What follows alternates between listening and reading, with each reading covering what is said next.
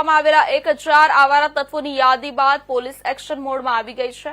સુરેન્દ્રનગરમાં અસામાજિક પ્રવૃત્તિઓ કરનારા તત્વો પર બુલડોઝર ફરી વળશે। પોલીસ વિભાગે તૈયાર કર્યો છે એક્શન પ્લાન અને ખુદ સુરેન્દ્રનગર ડીઆઈજી કોમ્બિંગ નાઇટમાં નીકળ્યા હતા।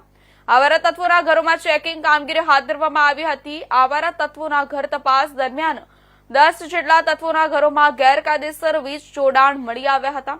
પોલીસે પીજીવીસીએલ વિભાગની ટીમોને બોલાવી ગેરકાયદેસર વીજ કનેક્શનો કાપ્યા છે। ગેરકાયદેસર મકાનો અને સરકારી જમીન ઉપર જે થતું હોય બાંધકામ કર્યા છે તેમના બાંધકામ પર તોડી પાડવાનો પોલીસ વિભાગે એક્શન પ્લાન તૈયાર કર્યો છે।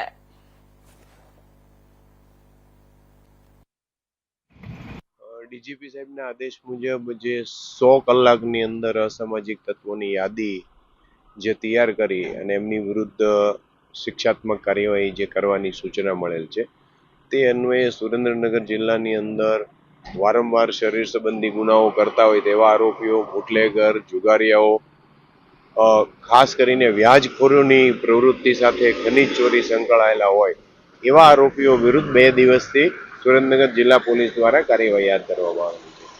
ગઈકાલે રાત્રે અને આજે પણ કોમ્બિંગની કાર્યવાહી ચાલુ છે। આ કોમ્બિંગની અંદર આવા આરોપીઓના ઘર ચેક કરવામાં આવશે, એમની હાલની પ્રવૃત્તિ ચેક કરવામાં આવશે। પીજીવીસીએલની ટીમોની મદદથી આજે ધાંગધ્રા સિટી અને સુદામડા આ 2 જગ્યાએ પોલીસે એમની ટીમો સાથે રાખી અને વીજ ચેકિંગ કર્યું। લગભગ 10 ઇસમોને ત્યાં ગેરકાયદેસર કનેક્શનો મળી આવતા એમના કનેક્શન કટ કરવાની અને દંડ ફટકારવાની કામગીરી કરવામાં આવેલી છે।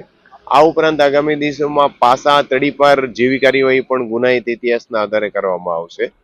વિશેષમાં જે કોઈ આરોપીઓ કે જેમણે ગેરકાયદેસર દબાણો ઊભા કરેલા છે, સરકારી જમીનો છે કબજે કરેલી છે, એની પણ ઓળખની કાર્યવાહી ચાલુ કરવામાં આવેલી છે અને એમની વિરુદ્ધ પણ જે તે કાયદા મુજબ યોગ્ય કાર્યવાહી કરવામાં આવશે। અને સુરેન્દ્રનગર જિલ્લામાં લગભગ અલગ અલગ હેડના 1000 જેટલા આરોપીની નામજોગ યાદી બનાવવામાં આવેલી છે। આ યાદી છે ડીવાયએસપી કક્ષાએ હજી સ્ક્રુટિની કરી અને જે લોકોમાં ભય ઉભો કરતા હશે એમની વિરુદ્ધ કડક કાર્યવાહી કરવામાં આવશે।